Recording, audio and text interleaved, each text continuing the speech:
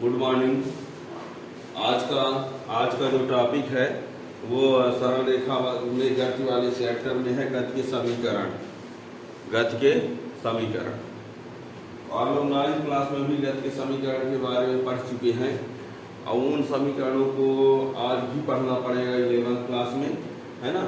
तो गति के 3 समीकरण हैं, उन गति के 3 समीकरणों को, गति के जो 3 समीकरण दिए गए हैं उन तीनों समीकरणों को सिद्ध करना है, ठीक है ना। तो गति के समीकरणों को सिद्ध करने के 3 तरीके हैं। एक होता है गणितीय विधि, दूसरा होता है ग्राफ विधि, तीसरा होता है कैलकुलस अवकलन समाकलन विधि, ठीक है ना, समाकलन विधि, ठीक है ना। तो गति के समीकरणों को हम तीनों तरीकों से सिद्ध करेंगे। तो पहले हम आज गति के प्रथम समीकरण, द्वितीय समीकरण, तृतीय समीकरण को गणितीय विधि द्वारा सिद्ध करेंगे, फिर ग्राफ के द्वारा, फिर कैलकुलस के द्वारा, यानी अवकलन समाकलन, ठीक है ना।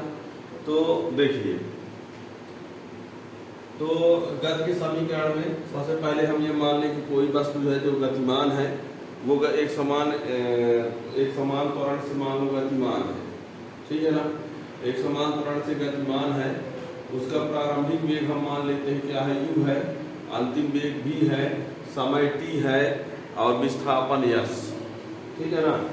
वही गतिमान वस्तु, उसके प्रारंभिक वेग को u मान लेते हैं, अंतिम वेग को v मान लेते हैं, समय को t, विस्थापन को s, त्वरण को a।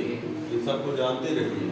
u क्या है, प्रारंभिक वेग है, v अंतिम वेग है, t समय है, s विस्थापन है, a क्या है, त्वरण है।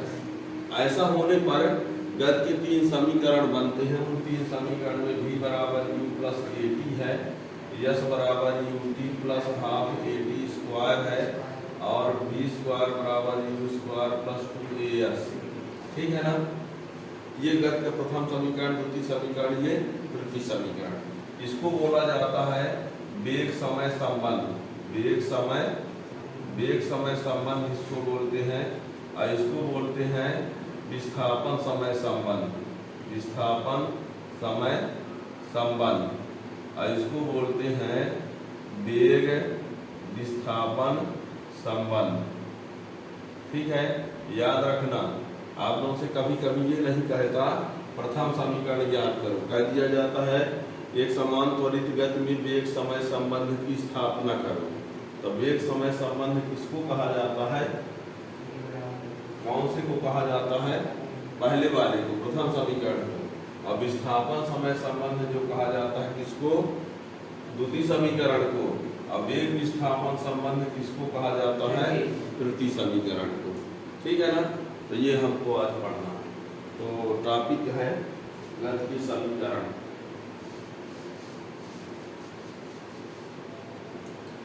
गति के समीकरण,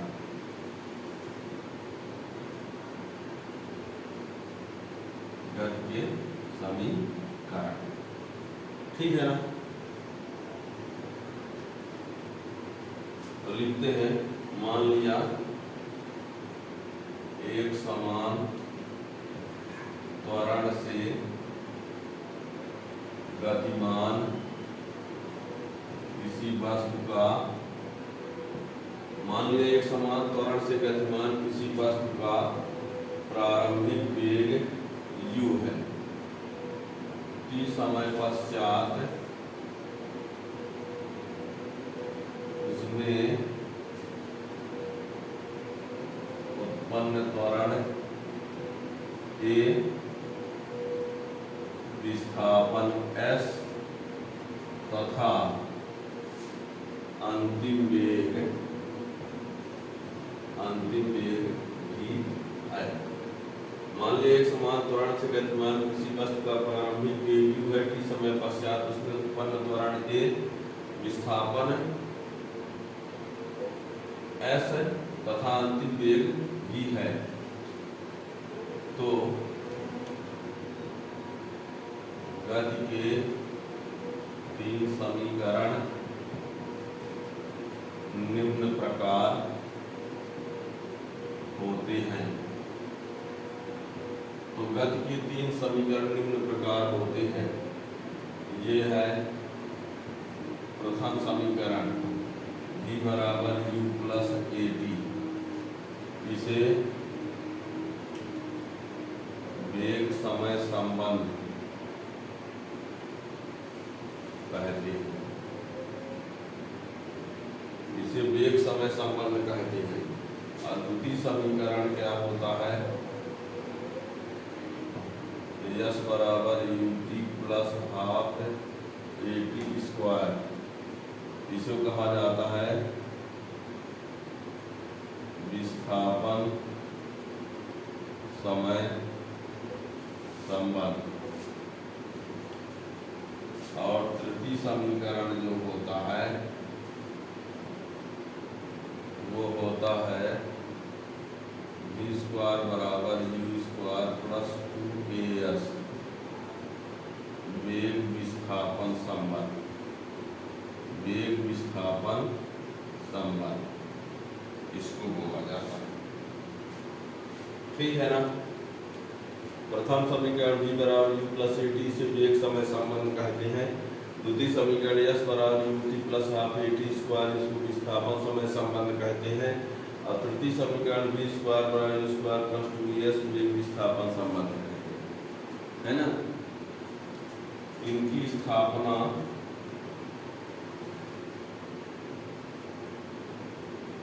तीन प्रकार से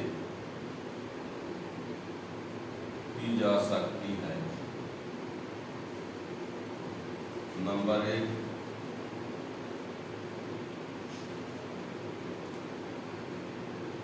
गणितीय विधि द्वारा। नंबर 2 है ग्राफीय विधि द्वारा। और तीसरा है समाकलन द्वारा। इनकी स्थापना यानी प्रथम समीकरण, द्वितीय समीकरण, तृतीय समीकरण, इन सब की स्थापना जब हमको करना है तो हम प्रथम गणितीय विधि द्वारा भी कर सकते हैं, ग्राफीय विधि द्वारा भी कर सकते हैं और समाकलन विधि द्वारा कर सकते हैं। ठीक है ना? तो हम 1 बाई 1 बताएंगे। तो पहले हम गणितीय विधि द्वारा तीनों समीकरणों की स्थापना कर रहे हैं। ठीक है ना?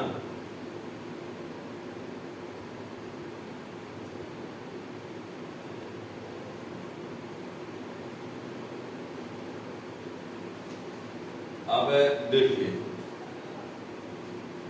नहीं हो पाया, जल्दी जल्दी भी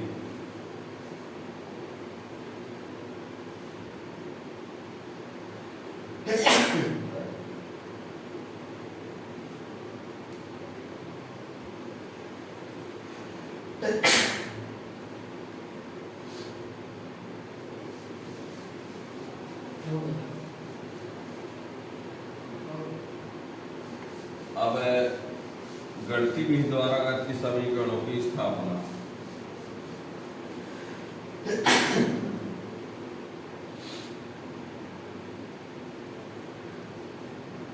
गणितीय विधि द्वारा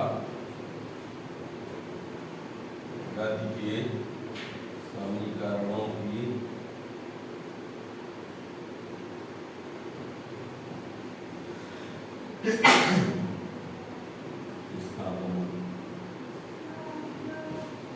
गणितीय विधि द्वारा गणितीय समीकरणों की स्थापना, है ना? तो प्रथम समीकरण,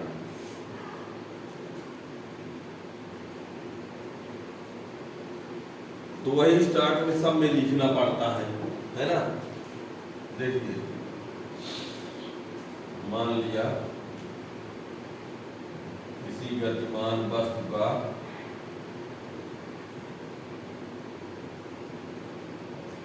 प्रारंभिक वेग क्या है? u है।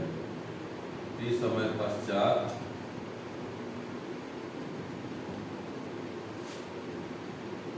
त्वरण a, विस्थापन s तथा अंतिम वेग भी है। तो मान लिया किसी गतिमान वस्तु का प्रारंभिक वेग u है, t समय पश्चात त्वरण a, विस्थापन s तथा अंतिम वेग भी है। तो त्वरण बराबर होता है वेग में परिवर्तन बटे समय। वेग में परिवर्तन बटे समय या समय अंतराल। त्वरण यानी कि वेग में परिवर्तन मतलब अंतिम वेग माइनस प्रारंभिक वेग बटे टी।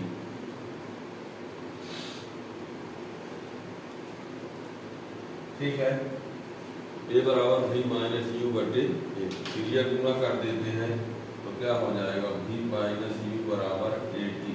तो v बराबर हो जाएगा u प्लस ए टी। यही गति का प्रथम समीकरण है। यदि मान लीजिए यहाँ पर u को कोई चाहे तो v0 लिख दे और v को क्या लिख दे, vt लिख दे। मान लो u को हम क्या u न लिखकर क्या लिख दे, v0। u को यदि v0 लिखे और v को क्या लिख दे, तो यही क्या होगा, vt बराबर यही v0 प्लस at का समीकरण बन जाएगा। बता रहे हैं यदि ऐसा कर दिया जाए कि u को क्या लिख दिया जाए, v0 और v को क्या लिख दिया जाए, vt लिख दिया जाए, तो गति का प्रथम समीकरण फिर ये न हो जाएगा। और यदि इसी को कोई कह दे कि इसको v1 लिख दे, इसको क्या लिख दे, v2 लिख दे, तो यही समीकरण क्या हो जाएगा, v2 बराबर v1 प्लस at। ये भी तो हो सकता है ना कि नहीं?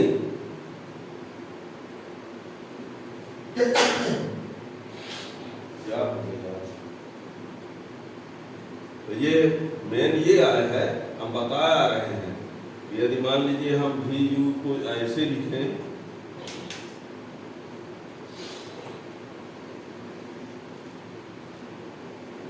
ये वाले का ये रहा, ये वाले का ये रहा, ये वाले का ये रहा।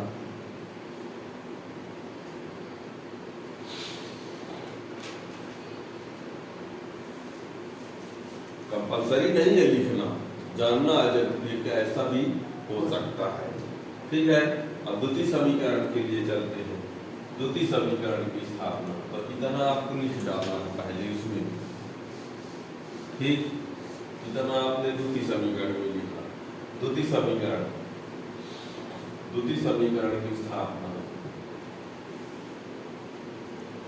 तो द्वितीय समीकरण में भी आप इतना पहले लिख डालेंगे।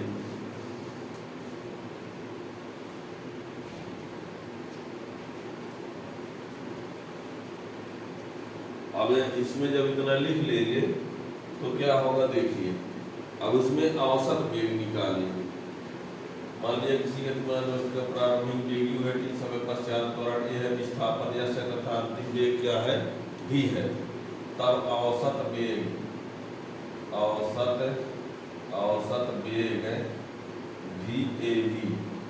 v माने वेग, a भी माने एवरेज। v यदि वेग है और ये भी क्या है, एवरेज। एवरेज नहीं औसत। तो औसत मतलब होता है प्रारंभिक प्लस अंतिम बटे, जैसे एक तो वेग u है, एक तो वेग v है, उसका औसत निकालेंगे क्या होगा, दोनों को जोड़कर बटे दो। वही कहेंगे 5 10 का औसत क्या होगा, तो 5 10 को जोड़कर 2 का भाग करेंगे। तो एक प्रारंभिक वेग u है, अंतिम वेग क्या है, v है, तो उसका औसत क्या होगा, u प्लस v बटे 2। ठीक है ना, साथ में लिखते ही चलिए। अब आगे बढ़ते हैं, तो v बराबर u प्लस, अब यहाँ पर प्रथम समीकरण से v बराबर क्या होता है, प्रथम समीकरण से जान चुके हो, प्रथम समीकरण से ये पढ़ चुके हो, तो v बराबर होता है u प्लस। तो जहाँ v लिखा है वहाँ क्या लिख दे, लिख दे। ये u तो पहले से लिख दिए, तो पहले ये u का मान लिख दिया। अब यहाँ u प्लस at अपॉन 2। अब u जोड़ दीजिए तो क्या हो जाएगा, 2u प्लस at बटे 2। अब ये 2u बटे 2 और ये 80 बटे 2, ये 2 से 2 कट गया, तो u प्लस 1 बटे 2 80 भी एवरेज बराबर, ये रहा भी एवरेज का मान। ठीक है, भी बराबर u प्लस v बटे 2 किया, v अंतिम वेग है तो v की जगह पर u प्लस at लिख दिया प्रथम समीकरण से। अब u और u जोड़ दिया तो 2u हुआ, 2u 80 बटे 2। अब 2 को दोनों के साथ अलग अलग बटे में लिख दिया हमने। अब ये 2 से 2 कट गया तो u प्लस 1/2 AT आया। अब ये आंसर नहीं आया, ठीक है। तब अब विस्थापन बराबर होता है औसत वेग गुणे समय, औसत वेग गुणे समय या समय अंतराल। औसत वेग, क्योंकि औसत वेग बराबर होता था विस्थापन बटे समय, तो विस्थापन बराबर औसत वेग गुणे समय। और विस्थापन को किससे प्रदर्शित करते हैं? यस। और औसत वेग यानी ab, और समय यानी t, ठीक है। अब भी ab का मान कितना रख दें? u प्लस 1/2 AT, अब गुणे क्या कर दें? t।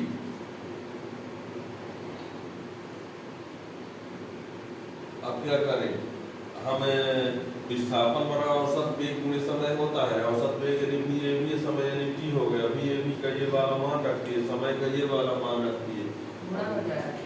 अब गुणा करिए तो you T plus half A T square yes बराबर, तो ये रहा, यही गति का द्वितीय समीकरण है। यही गति का द्वितीय समीकरण है, ठीक है ना।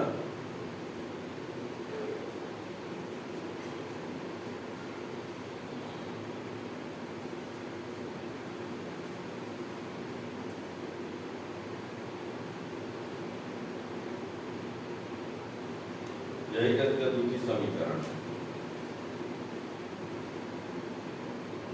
अब तृतीय समीकरण को लेते हैं। तृतीय समीकरण के लिए सुनिए, गति का तृतीय समीकरण लाना है तो उसके लिए क्या करना पड़ेगा, सुन लीजिए। गति के प्रथम समीकरण तो जान ही चुके हो। गति के प्रथम समीकरण जो आप जानते हो, उस गति के प्रथम समीकरण से पहले अच्छे से टी का मान ला लो। गति के प्रथम समीकरण की सहायता से टी का मान ला लो, और जब टी का मान आ जाए तो उस टी के मान को गति के द्वितीय समीकरण में रख दो। गति के प्रथम समीकरण से टी का मान लाओ, प्रथम समीकरण से जब टी का मान आ जाए तो उस मान को रख दो समीकरण 2 में और हल कर दो। और हल कर दो, कब तक हल करोगे? जब तक आंसर ना आ जाए। आंसर तो पता है तृतीय समीकरण क्या होता है, ठीक है ना। तो यहाँ पर तृतीय समीकरण लेते हैं। तृतीय समीकरण की स्थापना कर दो।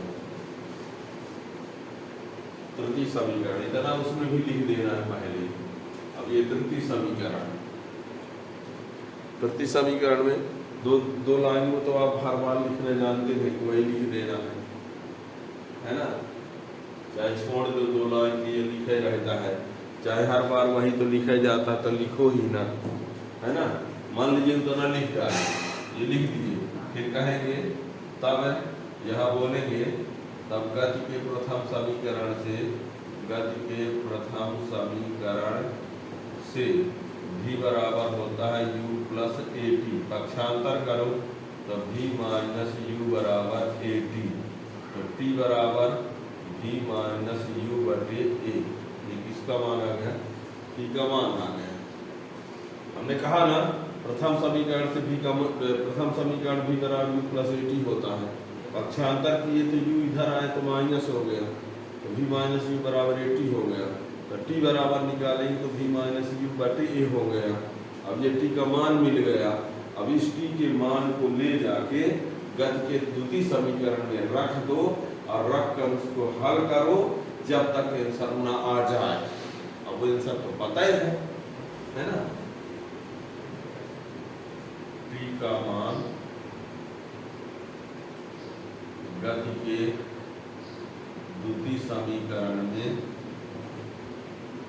रखने पर, t का मान गति के द्वितीय समीकरण में रखने पर, तो द्वितीय समीकरण क्या है? यस बराबर U T plus half A T square, तो एस बराबर यू टी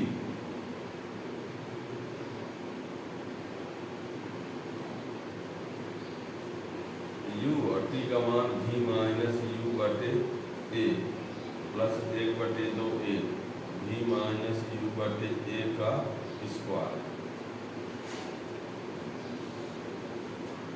तो s बराबर, अब यहाँ हमने अभी क्या किया, सिर्फ t की जगह t का ये मान रख दिए, ठीक है ना। अब देखना u कभी से u भी माइनस यू स्क्वायर अपान ए, इस u का भी से गुणा करेंगे तो u भी, u का u से तो u स्क्वायर बटे ए, u भी माइनस यू स्क्वायर बटे ए, ये 1/2a, ये भी माइनस यू का स्क्वायर, ये ए का अलग से स्क्वायर। यहाँ जो स्क्वायर लगा हुआ है, ये जो एक ये लगा, ये हर में जो ए है, इसका मतलब ये हुआ कि अंश का भी स्क्वायर है और है ना, ऐसे ना है। तो ये स्क्वायर से एक हुए,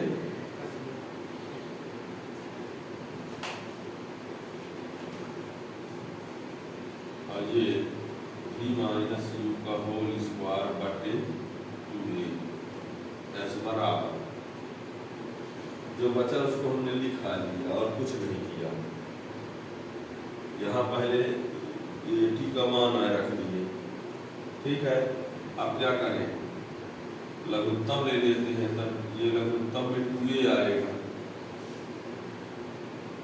a और 2a का लघुत्तम कितना, तब a से a कट गया तो 2/2 हो जाएगा, तब 2u minus 2u square plus 2a से 2a कट गया, अब v माइनस यू का होल स्क्वायर, ठीक है।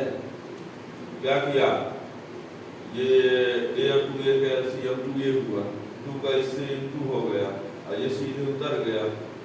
अब a माइनस b का होल स्क्वायर लगा दें, a square plus b square minus 2ab, तो क्या हो जाएगा, ये हो जाएगा 2u माइनस 2u स्क्वायर